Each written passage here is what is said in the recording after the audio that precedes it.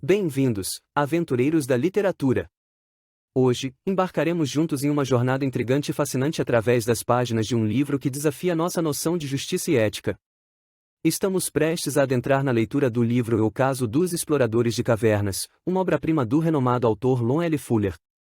Preparem-se para mergulhar em um enigma que envolve a vida e a morte, o direito e a moralidade. Suprema Corte de Lugar, ano 4300. Processados e condenados à morte pela forca, os acusados recorreram da decisão do Tribunal do Condado de Estufa. A Suprema Corte de Lugar. Os fatos em que se louvou a sentença condenatória são os que a seguir enuncia o presidente desse alto tribunal em seu voto, presidente Truppen CJ. Os 4 acusados são membros da Sociedade Espeleológica, uma organização amadorística de exploração de cavernas. Em princípios de maio do ano de 4299, penetraram eles, em companhia de Roger Vetmore, à época também membro da sociedade, no interior de uma caverna de rocha calcária do tipo que se encontra no planalto central desta comum já bem distante da entrada da caverna. Ocorreu um desmoronamento de terra, pesados blocos de pedra foram projetados de maneira a bloquear completamente sua única abertura. Quando os homens perceberam a situação difícil em que se achavam, concentraram-se próximo à entrada obstruída, na esperança de que uma equipe de socorro removesse o entulho que os impedia de deixar a prisão subterrânea. Não voltando Vetmore e os acusados às suas casas, o secretário da sociedade foi notificado pelas famílias dos acusados. Os exploradores haviam deixado indicações na sede da sociedade concernentes à localização da caverna que se propunham a visitar. A equipe de socorro foi prontamente enviada ao local. A tarefa revelou-se extremamente difícil. Foi necessário suplementar as forças de resgate originais mediante repetidos acréscimos de homens e máquinas que tinham de ser transportados à remota e isolada região, o que demandava elevados gastos. Um enorme campo temporário de trabalhadores, engenheiros, geólogos e outros técnicos foi instalado. O trabalho de desobstrução foi muitas vezes frustrado por novos deslizamentos de terra. Em um destes, 10 operários contratados morreram. Os fundos da Sociedade Espeleológica exauriram-se rapidamente e a soma de 800 mil frilares, obtida em parte por subscrição popular e em parte por subvenção legislativa, foi gasta antes que os homens pudessem ser libertados, o que só se conseguiu no 32º dia após a sua entrada na caverna. Desde que se soube que os exploradores tinham levado consigo apenas escassas provisões e se ficou também sabendo que não havia substância animal ou vegetal na caverna que lhes permitisse subsistir, temeu-se que eles morressem de inanição antes que o acesso até o ponto em que se achavam se tornasse possível. No 20º dia a partir da ocorrência da avalanche, soube-se que os exploradores tinham levado consigo para a caverna um rádio transistorizado capaz de receber e enviar mensagens. Instalou-se prontamente um aparelho semelhante no acampamento, estabelecendo-se deste modo a comunicação com os desafortunados homens no interior da montanha. Pediram estes que lhes informassem quanto tempo seria necessário para libertá-los. Os engenheiros responsáveis pela operação de salvamento responderam que precisavam de pelo menos 10 dias, à condição de que não ocorressem novos deslizamentos. Os exploradores perguntaram então se havia algum médico no acampamento.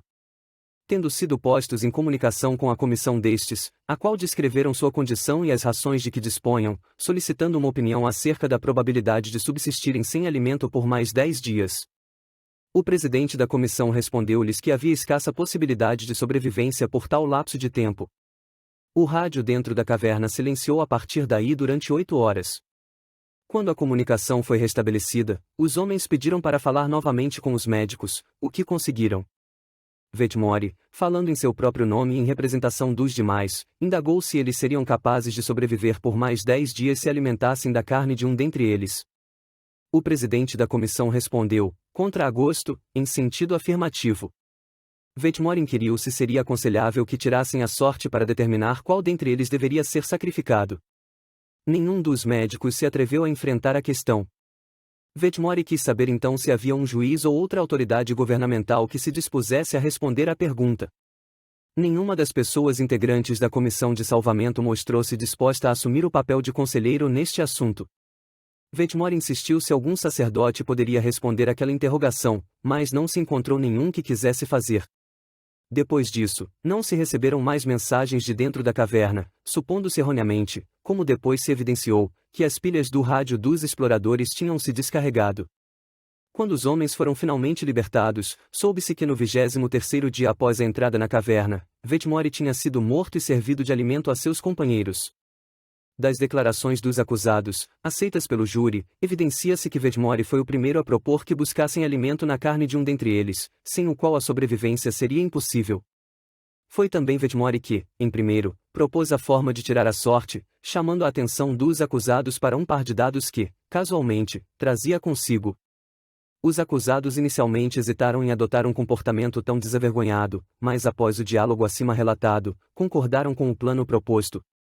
E depois de muita discussão com respeito aos problemas matemáticos que o caso suscitava, chegaram por fim a um acordo sobre o método a ser empregado para a solução do problema. Os dados, entretanto, antes que estes fossem lançados, Vetmore declarou que desistia do acordo, pois havia refletido e decidido esperar outra semana antes de adotar um expediente tão terrível e odioso. Os outros o acusaram de violação do acordo e procederam ao lançamento dos dados.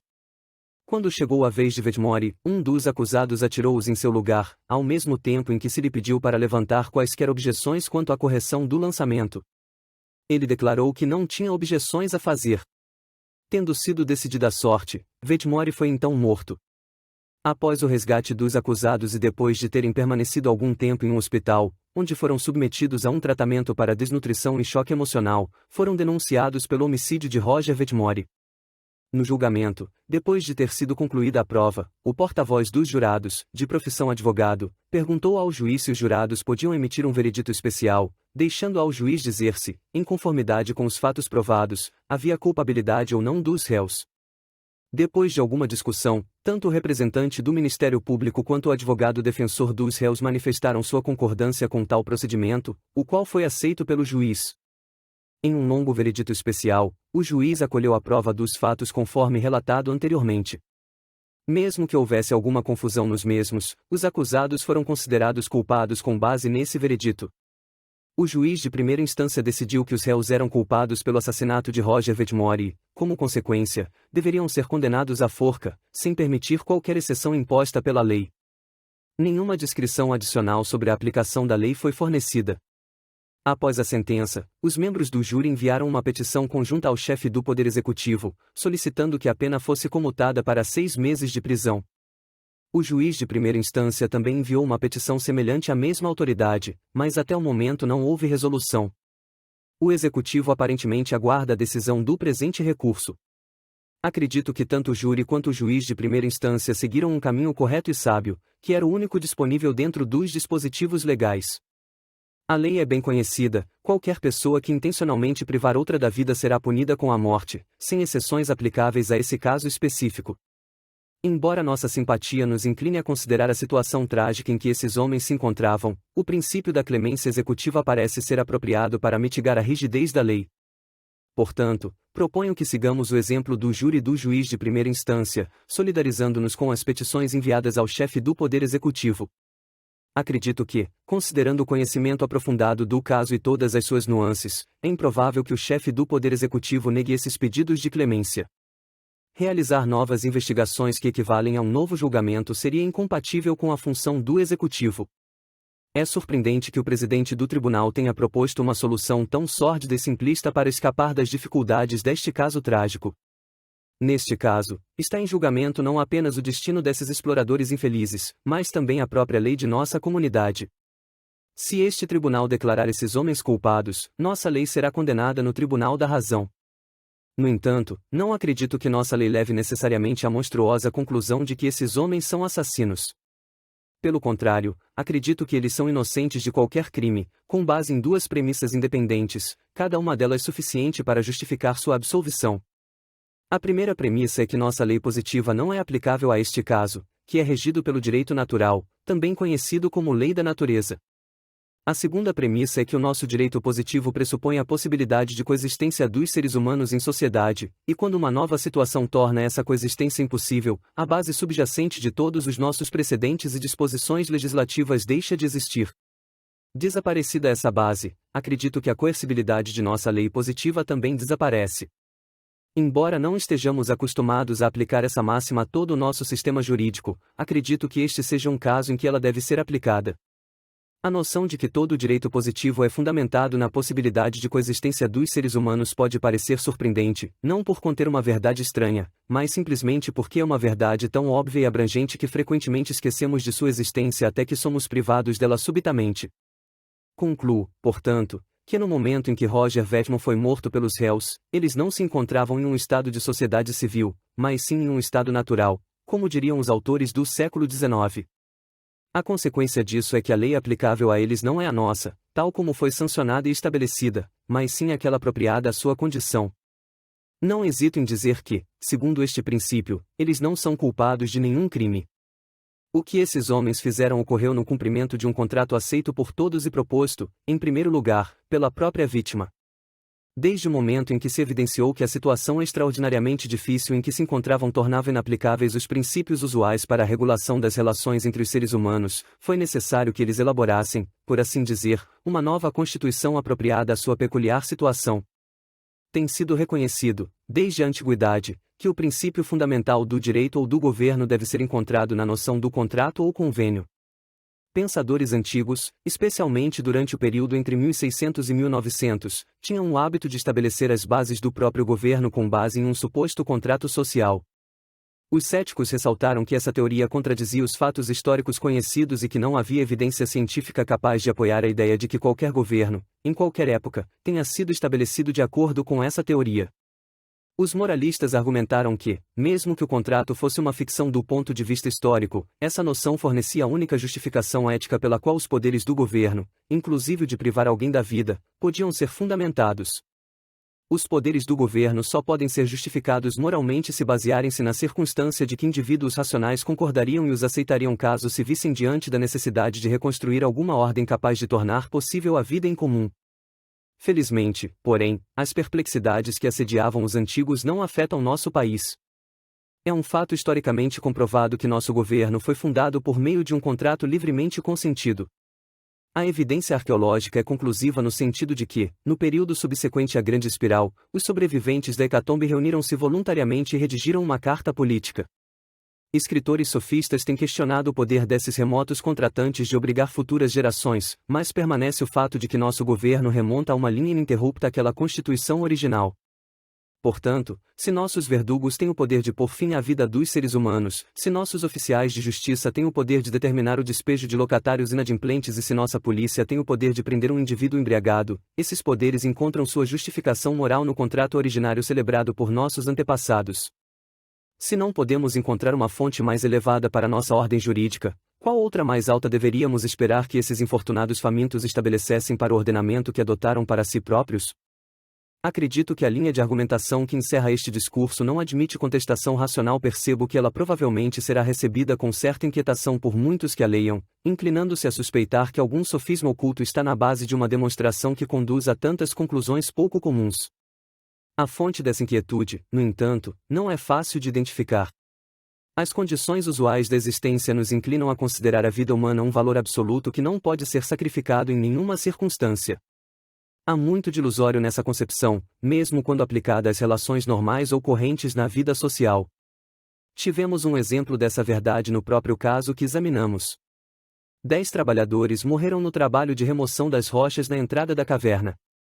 Os engenheiros e os funcionários públicos que dirigiam a operação de salvamento não sabiam que os esforços que estavam empreendendo eram perigosos e envolviam um sério risco para as vidas dos trabalhadores que estavam executando a tarefa. Seria justo que essas 10 vidas fossem sacrificadas para salvar as 5 dos exploradores? Com base em que justificativa poderíamos dizer que esses exploradores cometeram um ato errado ao aceitar um acordo para salvar 4 vidas em detrimento de uma rodovia, túnel ou edifício que projetamos? Todo projeto desse tipo envolve um risco para a vida humana. Tomando esses projetos em conjunto, podemos calcular com certa precisão quantas mortes sua construção demandará. Os estatísticos podem indicar o custo médio em vidas humanas de 1000 milhas de uma rodovia de concreto de 4 pistas. No entanto, deliberada e conscientemente, assumimos esse risco e pagamos esse custo na suposição de que os benefícios resultantes para aqueles que sobrevivem superam a perda. Se essas coisas podem ser ditas em uma sociedade desenvolvendo-se normalmente sobre a superfície da Terra, O que podemos dizer do suposto valor absoluto da vida humana na situação de desespero em que os réus e seus companheiros se encontram? Com isso, concluo o primeiro fundamento do meu voto. O segundo vai além, rejeitando hipoteticamente todas as premissas que formulei até o momento. Suponho, para fins de argumentação, que eu esteja errado ao dizer que a situação desses homens os subtrai da incidência do nosso direito positivo.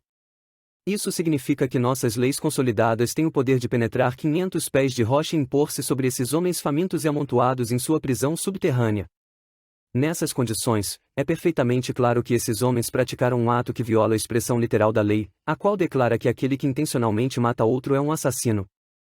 No entanto, um dos mais antigos aforismos da sabedoria jurídica ensina que um homem pode infringir a letra da lei sem violar a própria lei. Toda proposição de direito positivo, seja contida em uma lei ou em um precedente, deve ser interpretada de modo racional, segundo o seu propósito evidente. Isso é uma verdade tão elementar que não é necessário alongar minha explanação a esse respeito.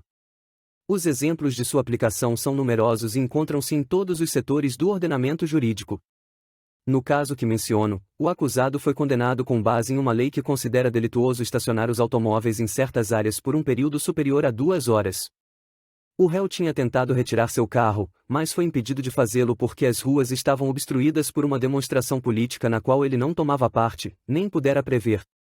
Este tribunal reformou a sentença, rejeitando a condenação, embora o caso se enquadrasse perfeitamente dentro do enunciado literal da lei. No caso de Feller e Midgas, também estiveram perante este tribunal para interpretar um dispositivo legal em que a palavra não foi evidentemente transposta da posição em que devia estar. Essa transposição encontrava-se em todas as redações sucessivas do dispositivo legal, não tendo sido aparentemente notada pelos elaboradores ou pelos demais responsáveis pela legislação. Embora ninguém fosse capaz de explicar como o erro ocorreu, era manifesto que, tendo em conta as disposições da lei em seu conjunto, um erro tinha sido cometido, uma vez que a leitura literal de sua parte final tornava incompatível com tudo que a precedia e com o objetivo deste texto, conforme enunciado em seu preâmbulo. Este tribunal recusou-se a aceitar a interpretação literal da lei e, de fato, retificou sua linguagem, transpondo a palavra não para o seu lugar exato. O dispositivo legal cuja interpretação devemos realizar nunca foi aplicado literalmente. Há séculos estabeleceu-se que matar em legítima defesa é excusável, e não há nada no texto legal que surja com esta exceção. Várias tentativas têm sido feitas para conciliar a aceitação jurisprudencial da legítima defesa com o texto da lei, embora, em minha opinião, não constituam senão engenhosos sofismas. A verdade é que a exceção em favor da legítima defesa não é conciliável com as palavras da lei, mas somente com seu propósito. A verdadeira conciliação da excludente da culpabilidade em razão da legítima defesa com o dispositivo legal segundo o qual constitui crime matar a outrem deve ser encontrada na seguinte linha de raciocínio: um dos principais objetivos subjacentes a qualquer legislação penal é dissuadir os homens da prática do crime. Ora, é evidente que se a lei tivesse declarado que o assassinato em legítima defesa constitui crime, tal regra não poderia atuar de maneira preventiva. Um homem cuja vida é ameaçada repelirá seu agressor, não importa o que diga a lei. Atentando para os objetivos principais da legislação penal, podemos seguramente declarar que esta lei não se destinava a ser aplicada nos casos de legítima defesa. Quando o fundamento lógico da excludente da legítima defesa é assim explicado, torna-se evidente que precisamente a mesma razão é aplicável ao caso sub iudice. Se, no futuro, qualquer grupo de homens venha encontrar-se na trágica situação dos acusados, podemos estar certos de que sua decisão de viver ou morrer não será refreada pelas normas do Código Penal. Portanto, se lermos este texto legal inteligentemente, manifesta-se sua inadequação neste caso. A subtração desta situação da incidência da lei justifica-se precisamente pelas mesmas considerações que foram apresentadas pelos nossos colegas séculos atrás, no caso da legítima defesa. Os que protestam em altas vozes, dizendo tratar-se de usurpação judicial quando um tribunal, depois de analisar o propósito de uma lei, suas palavras e um significado não imediatamente perceptível pelo leitor apressado, desatento aos objetivos que ela busca atingir. Seja-me permitido dizer enfaticamente que eu aceito sem reserva a proposição segundo a qual esta Corte deve obediência às leis do país e que ela exerce seus poderes em subordinação à vontade devidamente expressa pela Câmara de Representantes. A linha de raciocínio que utilizei acima não põe em questão a fidelidade às disposições legais, embora possa talvez colocar a questão da distinção entre fidelidade inteligente e fidelidade não inteligente. Ninguém deseja um empregado incapaz de ler nas entrelinhas. A mais estúpida doméstica sabe que, quando lhe é ordenado descascar a sopa e tirar a espuma dos tomates, sua patroa não quer significar o que está dizendo. Ela também sabe que, quando seu patrão lhe diz para soltar tudo e vir correndo, ele não tem em mente a possibilidade de que, neste momento, ela esteja salvando uma criança prestes a afogar-se. Certamente, temos o direito de esperar a mesma pequena porção de inteligência por parte do Poder Judiciário. A correção dos óbvios erros ou equívocos legislativos não importa em suplantar a vontade do Poder Legislativo, mas em torná-la mais efetiva. Nestas condições, com o que sob qualquer aspecto que este caso possa ser considerado, os réus são inocentes do crime de homicídio contra Roger, e a sentença de condenação deve ser reformada. No cumprimento de meus deveres como juiz deste tribunal, tenho sido normalmente capaz de dissociar os aspectos emocionais e intelectuais de minhas reações e decidir o caso sub júdice inteiramente baseado no último. Ao examinar este trágico caso, sinto, todavia, que me faltam os recursos habituais sobre o aspecto emocional. Sinto-me dividido entre a simpatia por esses homens e um sentimento de aversão e revolta em relação ao monstruoso ato que cometeram. Alimentei a esperança de que seria capaz de colocar essas emoções contraditórias de lado, como irrelevantes, e assim decidir o caso com base em uma demonstração convincente e lógica do resultado reclamado por nossa lei. Infelizmente, não alcancei essa liberação. Ao analisar o voto que terminou de anunciar meu colega Foster, sinto que estou minado por contradições e falácias. Começamos pela sua primeira proposição: esses homens não estavam sujeitos à nossa lei porque não se encontravam em um estado de sociedade civil, mas sim em um estado de natureza. Não me parece claro por que isso seja assim, se em virtude da espessura da rocha que os aprisionou, ou porque estavam famintos, ou porque tinham estabelecido uma nova constituição segundo a qual as regras usuais de direito deviam ser suplantadas por um lance de dados, e outras dificuldades se fazem sentir.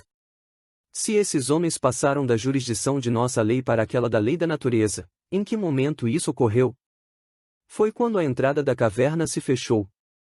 Quando a ameaça de morte por inanição atingiu um grau indefinido de intensidade.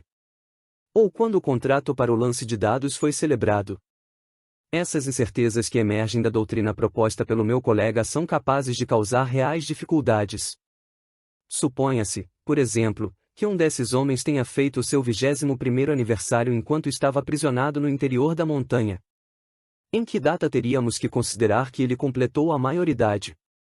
Quando atingiu os 21 anos no momento em que se achava, por hipótese, subtraído dos efeitos de nossas leis, ou quando foi libertado da caverna e voltou a submeter-se ao império do que o meu colega denomina nosso direito positivo? No entanto, não é necessário explorar mais essas sutilezas para demonstrar o absurdo da posição do meu colega. O Sr. Ministro Foster e eu somos os juízes designados do Tribunal de Neugardes, com o poder e o dever de aplicar as leis deste país. Com que autoridade nos transformamos em um tribunal da natureza? Se esses homens, na verdade, se encontravam sob a lei natural, de onde vem nossa autoridade para estabelecer e aplicar aquela lei? Certamente, nós não estamos em um estado de natureza, mas examinamos o conteúdo deste Código de Leis Naturais que meu colega propõe que adotemos e apliquemos a este caso. Que código desordenado e odioso é este? É um código em que as normas reguladoras dos contratos assumem maior importância do que aquelas referentes ao homicídio. É um código segundo o qual um homem pode estabelecer um contrato válido conferindo poderes a seus semelhantes de comer seu próprio corpo. Além disso, segundo seus dispositivos, uma vez feito tal contrato, é irrevogável, e se uma das partes tenta rescindi-lo, as outras podem tomar em suas próprias mãos e executá-lo pela força. Pois embora meu colega não refira, por conveniência, o efeito da rescisão unilateral do contrato feita por Wedmore, esta é uma inferência necessária de sua argumentação. Os princípios expostos por meu colega contêm outras implicações que não podem ser toleradas. Meu colega argumenta que quando os acusados lançaram-se sobre o Wedmore e o mataram, nós não sabemos como, talvez golpeando com pedras, eles estavam somente exercitando o direito que lhes foi conferido pelo contrato.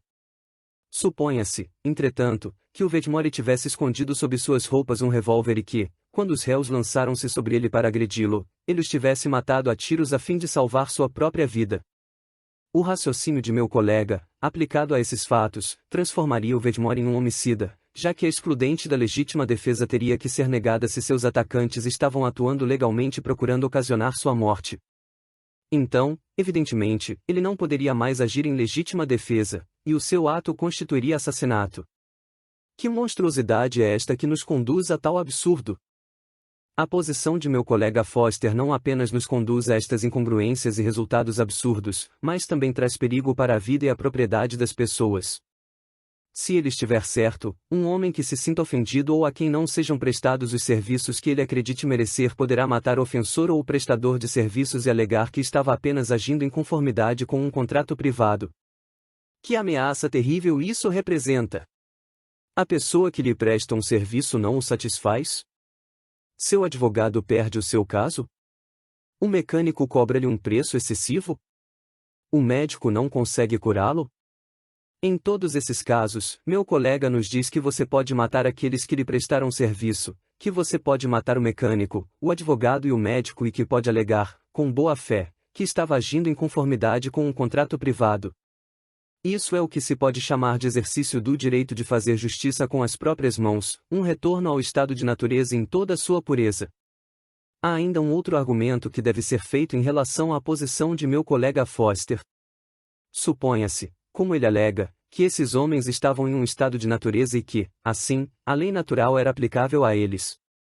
A regra fundamental da lei natural é que é permitido matar em legítima defesa. Isso é correto. Mas se estes homens estão em um estado de natureza, eles têm também o direito de formar comunidades para autoproteção. Eles têm o direito de formar governos. Uma vez formado o governo, eles passam a ser governados pelas leis desse governo. Essas leis podem ou não conter uma excludente da legítima defesa. Se elas não contiverem tal excludente, não haverá fundamento em se recorrer à lei natural para justificar um homicídio em legítima defesa. Se as leis do governo deles não contiverem tal excludente, eles estarão sujeitos a ela, e é dessa maneira que devem ser tratados. Estes homens formaram um governo. Não o fizeram porque se encontravam em um estado de natureza, mas porque eram cidadãos de um governo estabelecido antes de terem sido aprisionados. Que necessidade de recorrer a uma lei inexistente no nosso país? A questão é a seguinte: a nossa lei contém uma excludente da legítima defesa ou não? Se ela contém, os réus devem ser absolvidos. Se ela não contém, eles devem ser condenados. O Sr. Ministro Foster alega que os réus estavam em um estado de natureza e que, portanto, não eram cidadãos deste país. Mesmo se assim fosse, não creio que isto seja relevante para a decisão deste caso. Eles foram aprisionados quando eram cidadãos deste país. Se eles são cidadãos deste país, eles são cidadãos de nosso governo, estão sujeitos às nossas leis e devem ser governados por elas.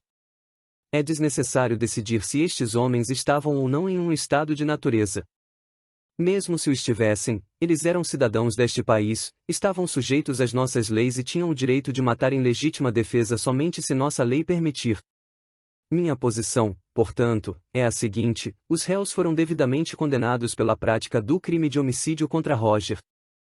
A decisão da Corte de Apelações, absolvendo-os do crime, deve ser revertida, e a sentença de condenação deve ser mantida.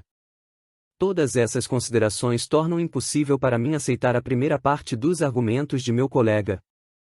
Não posso aceitar sua noção de que esses homens estavam regidos por um código de leis naturais que este tribunal estaria obrigado a aplicar-lhes, nem posso admitir as regras odiosas e desnaturadas que ele pretende que este código contenha. Chegamos agora à segunda parte do voto de meu colega, na qual ele busca demonstrar que os réus não violaram os dispositivos legais do parágrafo 12A.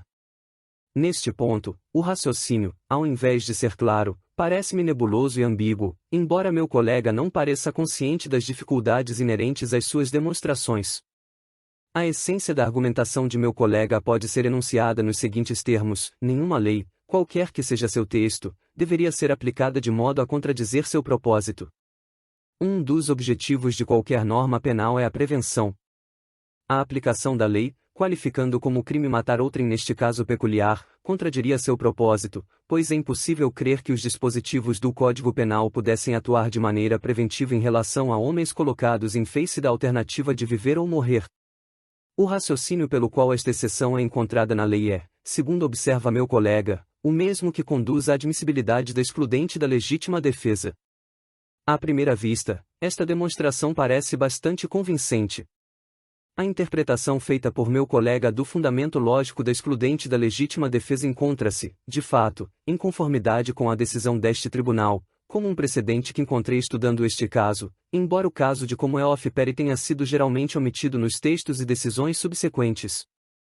Encontra-se, sem dúvida alguma, de acordo com a interpretação que meu colega deu à excludente da legítima defesa. Entretanto, seja-me agora permitido resumir rapidamente as perplexidades que me ocorrem quando examino de modo mais atento o raciocínio de meu colega. É verdade que uma lei deve ser aplicada segundo o seu propósito e que um dos propósitos reconhecidos da legislação penal é a prevenção. A dificuldade é que outros objetivos são também imputados à lei penal. Afirma-se que um de seus propósitos é assegurar uma descarga ordenada à instintiva necessidade de retribuição, como também se afirma que seu escopo é a reabilitação do delinquente, como um ions, e outras teorias têm sido propostas. Supondo-se que devamos interpretar uma lei à luz de seu propósito, o que faremos quando tivermos vários propósitos ou quando estes forem questionados?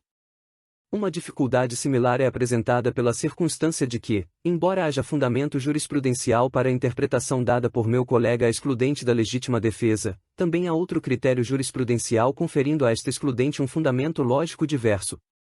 Na verdade, até ter tomado conhecimento da decisão no caso de Comum Peri, eu nunca tinha ouvido a explicação dada por meu colega. A doutrina ensinada em nossas escolas, memorizada por gerações de estudantes de direito, diz o seguinte: a lei referente ao homicídio requer um ato intencional.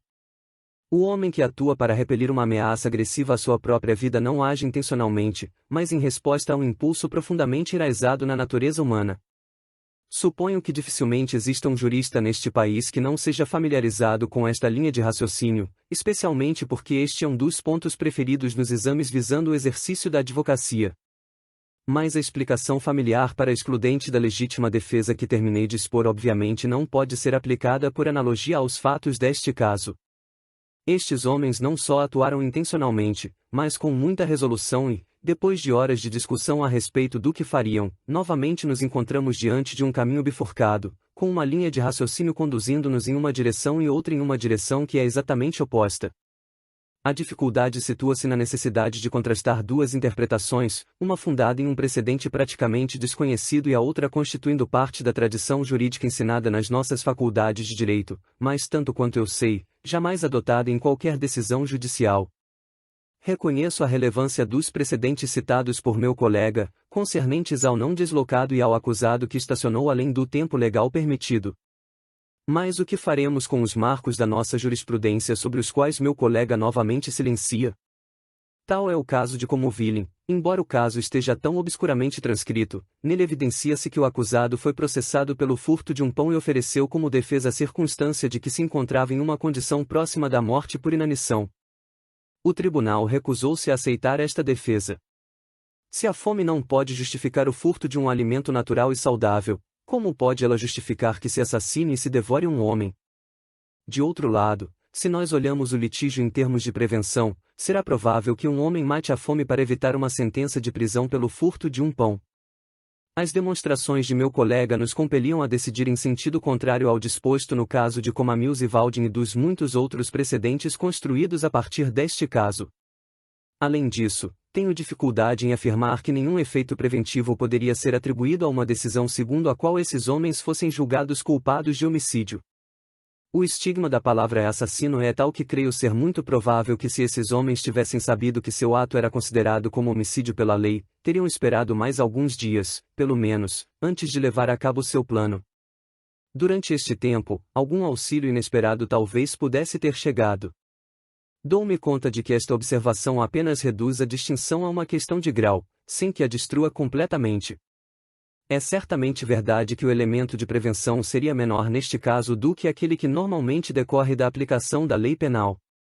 Ainda há outra dificuldade na proposta de meu colega Foster de estabelecer uma exceção na lei em favor deste caso, embora novamente nenhuma dúvida transpareça em seu voto. Qual será o alcance da exceção? No caso, os homens tiraram à sorte a própria vítima, no início, concordou com o que foi contratado. O que decidiríamos se Vetmore tivesse recusado, desde o começo, a participar do plano? Permitir-se-ia que uma maioria decidisse contra a sua vontade? Ou suponha-se que nenhum plano fosse adotado e que os outros simplesmente conspirassem para causar a morte de Webb, à guisa de justificativa, dissessem que ele estava em condição física mais débil? Ou ainda, que um plano de seleção baseado numa justificação diferente daquela que é adotada fosse seguido, como por exemplo, se os outros fossem ateus e insistissem que Vedmore deveria morrer porque era o único que acreditava na vida além da morte? Estes exemplos poderiam ser multiplicados, mas já se sugeriu o suficiente para revelar as inúmeras dificuldades ocultas contidas no raciocínio de meu colega. É claro que, refletindo, dou-me conta de que estou lidando com um problema que nunca mais ocorrerá. Pois é improvável que outro grupo de homens seja levado a cometer novamente a terrível ação que ora julgamos. De qualquer forma, continuando a reflexão, mesmo se nós estamos certos de que um caso similar não ocorrerá novamente, não é claro que os exemplos que dei demonstraram a falta de qualquer princípio coerente e racional na decisão que meu colega propõe. Não se deve aferir a correção de um princípio pelas conclusões que ele acarreta, sem que se faça referência a eventuais problemas decorrentes de um litígio futuro. Entretanto, se assim é, por que nós, juízes deste tribunal, discutimos tão a miúde se é provável que tenhamos que aplicar no futuro um princípio que a solução do caso que ora julgamos reclama? É esta uma situação em que uma linha de raciocínio originariamente inadequada chegou a sancionar-se por via de um precedente, de modo que daí por diante estejamos obrigados a aplicá-la. Quanto mais examino este caso e penso sobre ele, mais profundamente me envolvo emocionalmente. Minha mente fica enredada nas malhas das questões que surgem. Parece que a cada consideração que surge para a solução deste caso, outra oposta se contrapõe, levando-me em direção oposta. Meu colega Foster não me proporcionou, nem eu pude descobrir por mim próprio, uma fórmula capaz de resolver as dúvidas que me assolam. Dei a este caso a maior atenção de que sou capaz. Tenho dormido muito pouco desde que nos foi apresentada a decisão. Quando me sinto inclinado a aceitar o ponto de vista de meu colega Foster, sou detido pela impressão de que seus argumentos são intelectualmente infundados e completamente abstratos. Por outro lado, quando me inclino no sentido de manter a condenação, choca-me o absurdo de condenar esses homens à morte quando a salvação de suas vidas custou a vida de 10 heróicos operários. Lamento que o representante do Ministério Público tenha considerado adequado acusá-los de homicídio. Se tivéssemos uma lei que tipificasse como crime o ato de comer carne humana, essa teria sido uma acusação mais apropriada. Se nenhuma outra acusação adequada aos fatos deste caso pudesse ser formulada contra os acusados, teria sido preferível, penso eu, não tê-los pronunciado. Infelizmente, entretanto, esses homens foram processados e julgados, e em decorrência disso nos vemos envolvidos neste infeliz litígio. Uma vez que me revelei completamente incapaz de afastar as dúvidas que me assediam, lamento anunciar algo que creio não ter precedentes na história deste tribunal, recuso-me a participar da decisão deste caso. Eu gostaria de começar deixando de lado duas questões que são da competência deste tribunal. A primeira delas consiste em saber se a clemência executiva deveria ser concedida aos réus, caso a condenação seja confirmada. Esta é, porém, segundo nosso sistema constitucional, uma questão da competência do chefe do Poder Executivo e não nossa. Desaprovo, portanto, aquela passagem do voto do presidente deste tribunal em que ele efetivamente dá instruções ao chefe do Poder Executivo acerca do que deveria fazer neste caso e sugere alguns inconvenientes que adviriam caso tais instruções não fossem atendidas. Isso é uma confusão de funções governamentais, uma confusão em que o judiciário deveria ser o último a se envolver. Desejo esclarecer que, se eu fosse o chefe do Poder Executivo, iria mais longe no sentido da clemência do que aquilo que lhe foi solicitado. Eu concederia a esses homens perdão total, pois creio que eles já sofreram o suficiente para pagar por qualquer delito que possam ter cometido. Quero que seja entendido que esta observação é feita na minha condição privada como cidadão que, em razão de seu ofício, adquiriu um íntimo conhecimento dos fatos deste caso. No cumprimento dos meus deveres como juiz, não me incumbi de dirigir instruções ao chefe do Poder Executivo, nem de levar em consideração o que ele possa ou não fazer, a fim de chegar à minha própria decisão, que deverá ser inteiramente guiada pela lei. Dessa forma, como juiz, jurei aplicar não minhas concepções de moralidade, mas o direito deste país. Portanto, a segunda questão que desejo deixar de lado diz respeito a decidir se o que esses homens fizeram foi justo ou injusto, mal ou bom. Esta é outra questão irrelevante ao cumprimento de minha função. Penso que posso também excluir, sem comentários, a primeira e mais poética porção do voto do meu colega Foster. O elemento de fantasia contido nos argumentos por ele desenvolvidos revelou-se de maneira flagrante. A tentativa um tanto solene do meu colega Tati de encarar seriamente a única questão que se nos apresenta para ser decidida consiste em saber se os réus, dentro do significado da lei, privaram intencionalmente da vida de Roger Vetmore. O texto exato da lei é o seguinte: quem quer que intencionalmente prive outrem da vida será punido com a morte. Devo supor que qualquer observador imparcial que queira extrair dessas palavras o seu significado natural considerará imediatamente que os réus privaram intencionalmente Roger Vetmore da vida. De onde, pois, surgem as dificuldades do caso e a necessidade de tantas páginas de discussão a respeito do que deveria ser tão óbvio?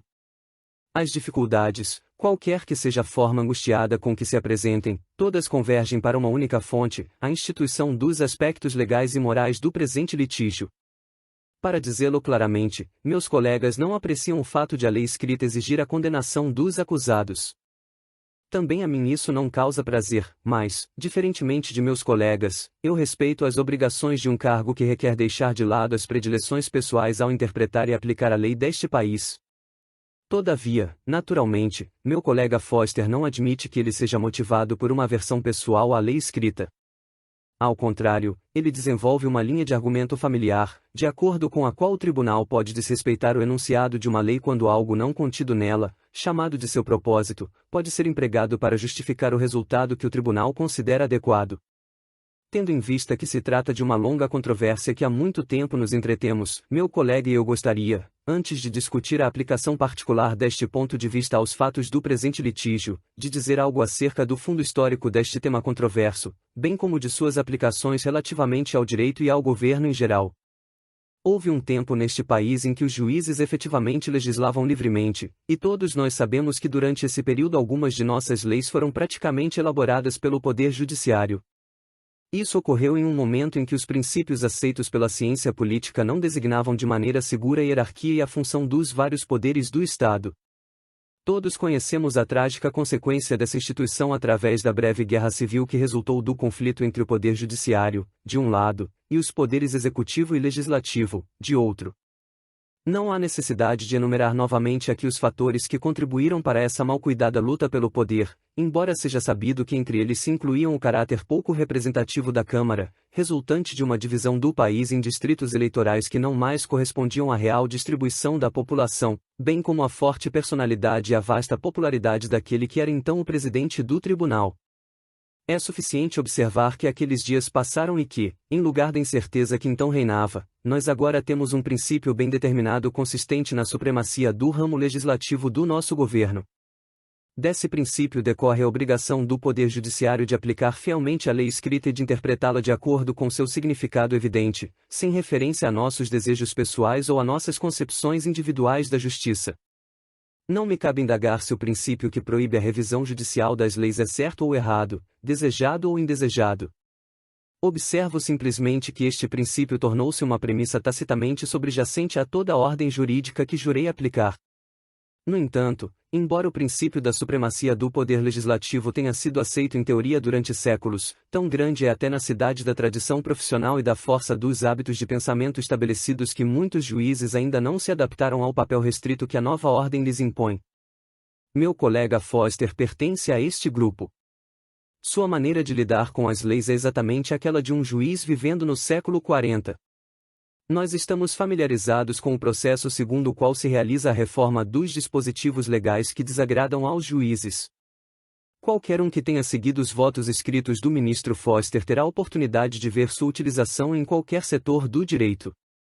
Pessoalmente, estou tão habituado com o processo que, se meu colega se encontrasse eventualmente impedido, estou certo de que poderia escrever um voto satisfatório em seu lugar, sem qualquer sugestão sua, bastando conhecer se lhe agradaria ou não o efeito da lei a ser aplicada ao caso em questão. O processo de revisão requer 3 etapas. A primeira delas consiste em adivinhar algum propósito único ao qual serve a lei, embora nenhuma lei, nenhuma centena, tenha um propósito único, e embora os objetivos de quase todas as leis sejam diferentes, interpretados pelos diferentes grupos nelas interessados. A segunda etapa consiste em descobrir que um ser mítico, chamado legislador, na busca deste propósito imaginado, omitiu algo ou deixou alguma lacuna ou imperfeição em seu trabalho. Segue-se a parte final e mais reconfortante da tarefa, a de preencher a lacuna assim criada, codificando um ato, fazendo a inclinação de meu colega Foster para encontrar lacunas nas leis faz lembrar a história narrada por um antigo autor de um homem que comeu um par de sapatos. Quando lhe perguntaram se os havia apreciado, ele replicou que preferiu os buracos. Não é outro o sentimento de meu colega com respeito às leis. Quanto mais buracos, lacunas elas tenham, mais ele as aprecia. Em resumo, não lhe agradam as leis. Não se poderia desejar um caso melhor para ilustrar a natureza ilusória deste processo de preenchimento de lacunas do que aquele pendente de julgamento. Meu colega pensa que sabe exatamente o que se buscou ao declarar-se o assassinato um crime. Segundo ele, seria algo que se denomina prevenção. Meu colega Tati já demonstrou quão falha é essa interpretação, mas duvido profundamente que nossa lei, ao qualificar o assassinato como crime, tenha realmente um propósito em qualquer sentido comum desta palavra. Antes de mais nada, essa lei reflete uma convicção humana profundamente arraigada de que o assassinato é injusto e que algo deve ser feito ao homem que o comete. Se tivéssemos que ser mais explícitos sobre o problema, provavelmente recorreríamos às teorias mais sofisticadas dos criminologistas, as quais certamente não estavam na mente de nossos legisladores. Também poderíamos observar que os homens executariam seu trabalho de maneira mais eficaz e viveriam mais felizes se fossem protegidos contra a ameaça de agressão violenta. Levando em consideração que as vítimas de homicídio são frequentemente pessoas desagradáveis, poderíamos sugerir que a eliminação de pessoas indesejáveis não deveria ser uma função adequada à iniciativa privada, mas, ao contrário, deveria ser um monopólio estatal. Tudo isso me lembra um advogado que, certa vez, argumentou perante este tribunal que uma lei sobre o exercício da medicina era uma boa coisa porque levaria à diminuição dos prêmios de seguro de vida. Eis que levaria o nível geral de saúde a um patamar mais elevado. Quem pretenderia que o óbvio fosse explicado? Se não sabemos o propósito do parágrafo 12, como podemos dizer que há uma lacuna nele? Como podemos saber o que os elaboradores pensaram acerca da questão de matar homens para comê-los? Meu colega Tati revelou uma repulsa compreensível, embora talvez um tanto exagerada, em relação ao canibalismo. Como podemos saber se seus remotos antepassados não sentiram a mesma repulsa em um grau mais elevado? Os antropólogos afirmam que o temor em relação a um ato proibido pode aumentar quando as condições de vida tribal criam tentações especiais para sua prática, como ocorre com o incesto, que é mais severamente condenado entre aqueles cujas relações comunitárias o tornam mais provável. Certamente, o período subsequente à Grande Espiral trazia consigo tentações implícitas à antropofagia. Talvez seja a virtude disso que nossos antepassados expressaram essa proibição de forma tão ampla e restrita. Tudo isso é, certamente, conjectura, mas fica claro que nem eu nem meu colega Foster sabemos qual é o propósito do parágrafo 12. Considerações similares às que acabei de apresentar são também aplicáveis à excludente da legítima defesa, que desempenha um papel tão importante no raciocínio dos colegas Foster e Tati. É verdade, sem dúvida, que eu compartilho um ponto de vista expresso incidentalmente, sem força de precedente, que justifica essa exceção presumindo-se que o propósito da legislação penal seja a prevenção. Também pode ser verdade que várias gerações de estudantes foram ensinadas que a verdadeira explicação da excludente reside na circunstância de que um homem que age em legítima defesa não age intencionalmente, e esses mesmos estudantes têm sido considerados aptos ao exercício da advocacia, repetindo o que seus professores lhes ensinaram. Naturalmente, posso rejeitar essas últimas observações como irrelevantes, pelo simples fato de que os professores e examinadores ainda não têm a delegação de poderes para elaborar nossas leis. Mas insisto que o problema real é mais profundo, tanto no que se refere à lei quanto no que diz respeito à exceção. A questão não está no suposto propósito da lei, mas em seu alcance, no que se refere à extensão da legítima defesa, tal como tem sido aplicada por este tribunal. A situação é clara, ela se aplica aos casos de resistência a uma ameaça agressiva à própria vida de uma pessoa. Portanto, é bastante claro que este caso não se enquadra no âmbito da exceção, uma vez que é evidente que Vetmore não fez nenhuma ameaça contra a vida dos réus. O caráter essencialmente ardiloso da tentativa do meu colega Foster de encobrir sua reformulação da lei escrita com uma aparência de legitimidade mostra-se tragicamente no voto de meu colega Tati. Neste, O juiz Tati se esforça para combinar o vago moralismo de seu colega com seu próprio sentimento de fidelidade à lei escrita. O resultado dessa luta não poderia ser outro senão o que ocorreu, um completo fracasso no desempenho da função judicial. É completamente impossível para o juiz aplicar uma lei tal como está redigida e simultaneamente refazê-la em consonância com seus desejos pessoais. Bem sei que a linha de raciocínio que terminei de expor nesse voto não será aceitável por aqueles que cogitam tão somente dos efeitos imediatos de uma decisão e ignoram as implicações que poderão advir no futuro em consequência de assumir o judiciário o poder de criar exceções à aplicação da lei. Uma decisão rigorosa nunca é popular. Juízes têm sido exaltados na literatura por seus argilosos subterfúgios destinados a privar um litigante de seus direitos nos casos em que a opinião pública julgava errado fazê-los prevalecer. Mas eu acredito que a exceção ao cumprimento das leis levada a efeito pelo Poder Judiciário faz mais mal a longo prazo do que as decisões rigorosas. As sentenças severas podem até mesmo ter um certo valor moral, fazendo com que o povo sinta a responsabilidade em face da lei, que em última análise é a sua própria criação. Bem como relembrando-lhes que não há nenhum princípio de perdão pessoal que possa mitigar os erros de seus representantes. Na verdade, irei mais longe e direi que os princípios por mim postos são os melhores para as nossas condições atuais, e mais, que nós teríamos herdado um melhor sistema jurídico de nossos antepassados se estes princípios tivessem sido observados desde o início. Por exemplo, com respeito à excludente da legítima defesa, se nossos tribunais tivessem permanecido firmes na letra da lei, o resultado teria sido, sem dúvida alguma, a sua revisão legislativa. Tal revisão seria suscitada a colaboração de cientistas e psicólogos, e a regulamentação da matéria daí resultante teria tido um fundamento compreensível e racional, ao invés da miscelânea de verbalismos e distinções metafísicas que emergiram de seu tratamento judicial e acadêmico. Essas conclusões finais estão, com certeza, além dos deveres que devo cumprir relativamente a este caso, mas as enuncio porque sinto de modo profundo que meus colegas estão muito pouco conscientes dos perigos implícitos nas concepções sobre a magistratura defendidas pelo meu colega Foster. Minha conclusão é de que se deve confirmar a sentença condenatória. Ouvi com satisfação os angustiados raciocínios que este caso trouxe à tona. Nunca deixo de admirar a habilidade com que meus colegas lançam uma obscura cortina de legalismos sobre qualquer problema que lhes seja apresentado para decidir. Nesta tarde, ouvimos arrazoados sobre as distinções entre direito positivo e direito natural, a letra e o propósito da lei, funções judiciais e executivas, legislação oriunda do judiciário e do legislativo. Minha única decepção foi que ninguém levantou a questão da natureza jurídica do contrato celebrado na caverna, se era unilateral ou bilateral e se não se poderia considerar que Vetmore revogou a sua anuência antes que se tivesse atuado com fundamento nela. O que é que todas essas coisas têm a ver com o caso? O problema que temos que decidir é o que nós, como funcionários públicos, devemos fazer com esses acusados. Esta é uma questão de sabedoria prática a ser exercida em um contexto não de teoria abstrata, mas de realidades humanas. Quando o caso é examinado sob essa luz, torna-se, segundo me parece, um dos mais fáceis de decidir dentre os que já foram arguidos perante este tribunal.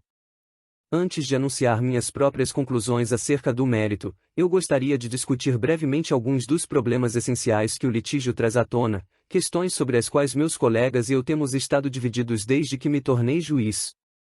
Nunca fui capaz de convencê-los de que o governo é um assunto humano e que os homens são governados não por palavras sobre o papel ou por teorias abstratas, mas por outros homens. Eles são bem governados quando os seus governantes compreendem os sentimentos e concepções do povo, e são mal governados quando não existe essa compreensão. De todos os ramos do governo, é o judiciário o que tem maiores possibilidades de perder o contato com um homem comum. As razões para isso são naturalmente bastante óbvias. Ao passo que as massas reagem diante de uma situação conforme ela se apresenta em seus traços mais salientes, nós, juízes, dividimos em pequenos fragmentos cada situação que nos é apresentada. Juristas são contratados pelos antagonistas a fim de analisar e dissecar. Juízes e advogados rivalizam em ver quem é capaz de descobrir o maior número de dificuldades e distinções entre um só conjunto de fatos. Cada litigante tenta encontrar casos reais ou imaginários que irão causar embaraço às demonstrações do lado oposto. Para escapar a esta dificuldade, ainda outras distinções são inventadas e introduzidas na situação. Quando um conjunto de fatos é exposto a tal espécie de tratamento por um tempo suficiente, toda a sua vida e essência são abandonadas dele, não restando senão um punhado de poeira.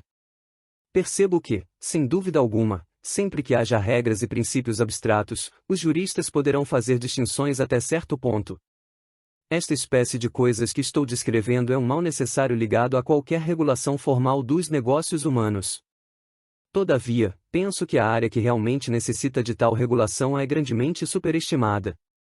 E naturalmente, algumas regras de jogo fundamentais devem ser aceitas como condição de existência do próprio jogo.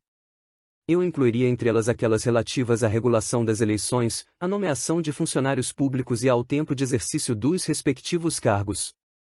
Nestas matérias, eu concedo que seja essencial certa restrição na discrição e na possibilidade de excepcionar, certa adesão à forma, um certo escrúpulo quanto ao que cai e o que não cai na esfera de incidência da norma.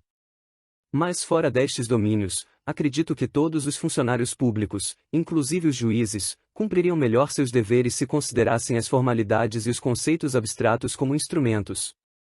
Penso que deveríamos tomar como nosso modelo o bom administrador que adapta os métodos e princípios ao caso concreto, selecionando dentre os meios de que dispõe os mais adequados à obtenção do resultado colimado.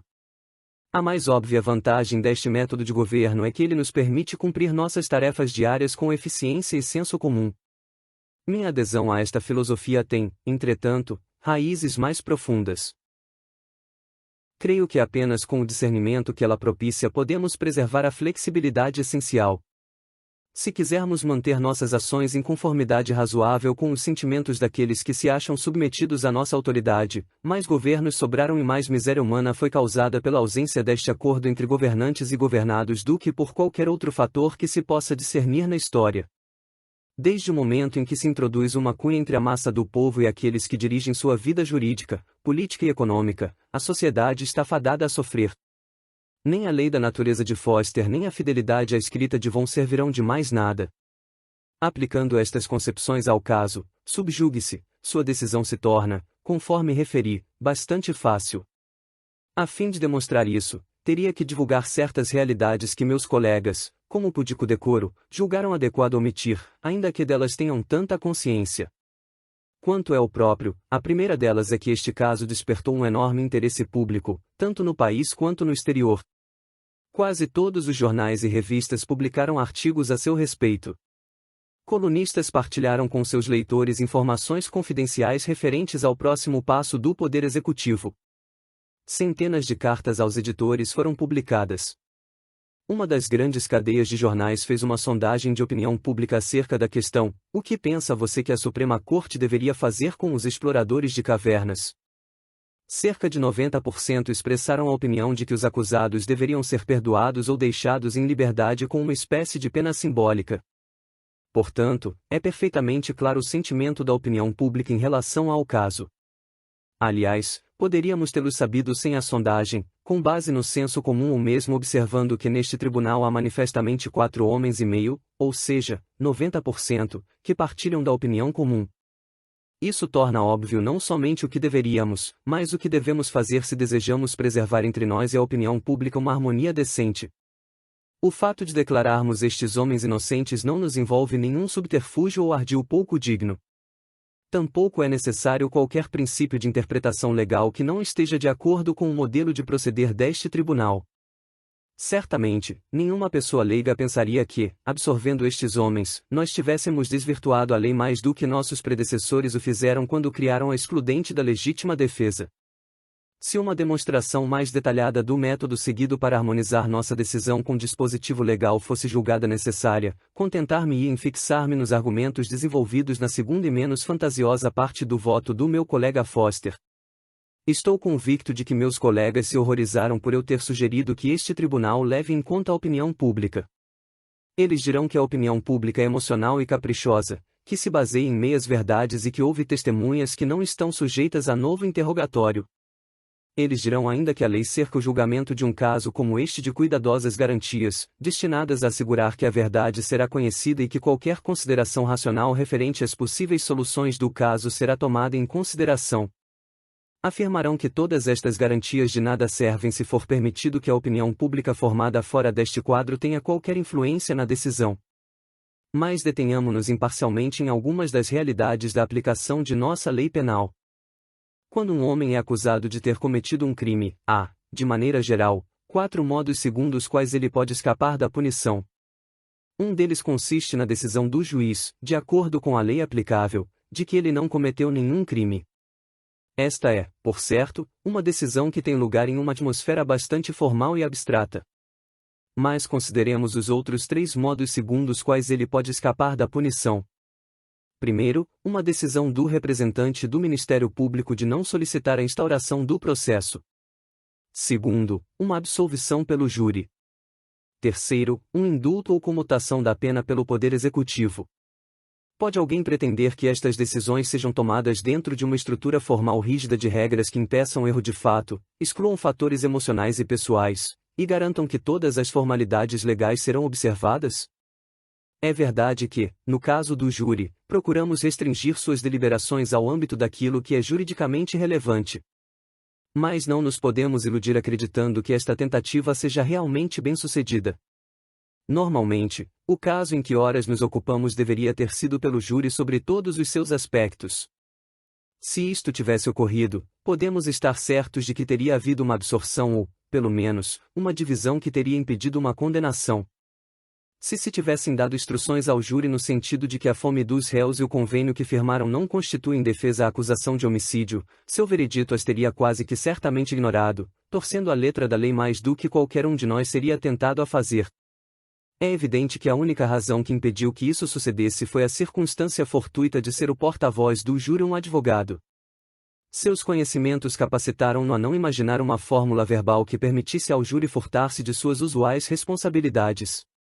Meu colega Tati expressa a contrariedade por não ter o representante do Ministério Público decidido o caso por si, abstendo-se de requerer a instauração do processo.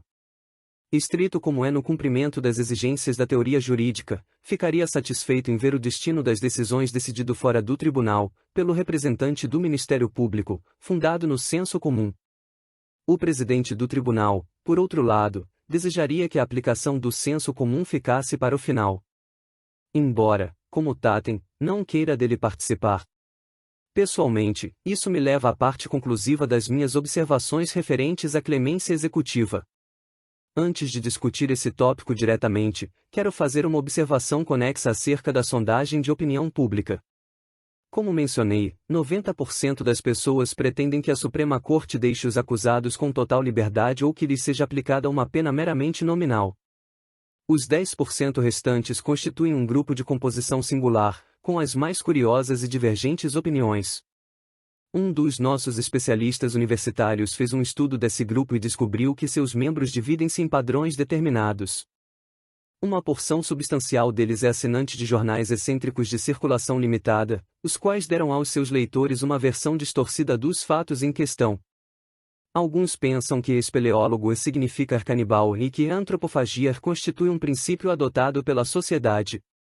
Mas o ponto sobre o qual desejo chamar a atenção é o seguinte: embora quase todas as variedades e matizes de opiniões concebíveis estejam representadas nesse grupo, não havia, tanto quanto sei, ninguém nele, nem no grupo majoritário dos 90%, que dissesse: penso que seria de bom grado que o vírus contasse com estes homens a forca e que em seguida outro poder do Estado os absorvesse. No entanto, esta é uma solução que, de certo modo, dominou nossas discussões e que o presidente deste tribunal propõe como um caminho através do qual nós podemos evitar cometer uma injustiça e ao mesmo tempo preservar o respeito à lei.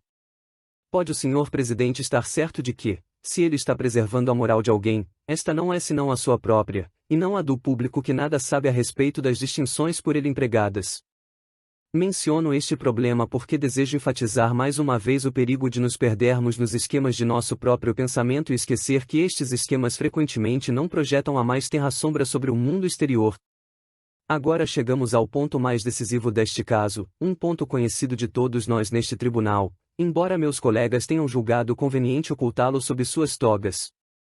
Trata-se da probabilidade alarmante de que, se a solução do caso for deixada ao chefe do Poder Executivo, ele se recusará a perdoar esses homens ou a comutar sua sentença. Como todos nós sabemos, o chefe do Poder Executivo é um homem hoje de idade avançada e de princípios muito rígidos. O clamor público normalmente produz nele um efeito contrário ao esperado, como disse a meus colegas. Acontece que a sobrinha de minha esposa é íntima amiga de sua secretária.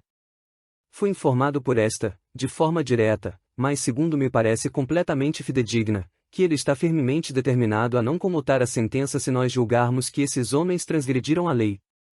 Ninguém lamenta mais do que eu a necessidade de amparar-me em uma informação tão importante que poderia ser caracterizada como falatório.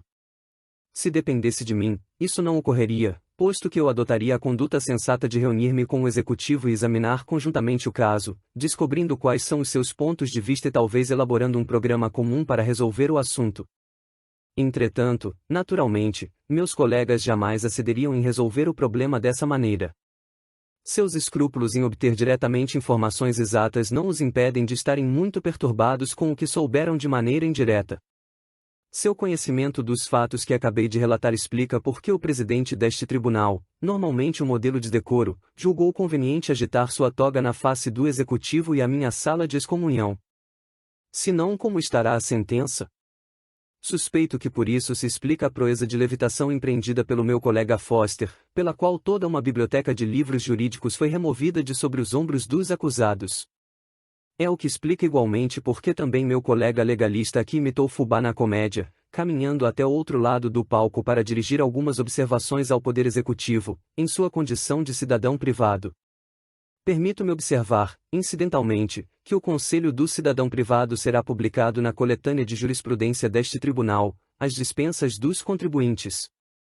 Devo confessar que, quanto mais velho me torno, mais perplexo fico ante a recusa dos homens em aplicar o senso comum aos problemas do direito e do governo. E este caso verdadeiramente trágico aprofundou meu sentimento de desânimo e consternação a esse respeito. Desejaria apenas poder convencer meus colegas da sabedoria dos princípios que têm aplicado à função judicial desde que assumi.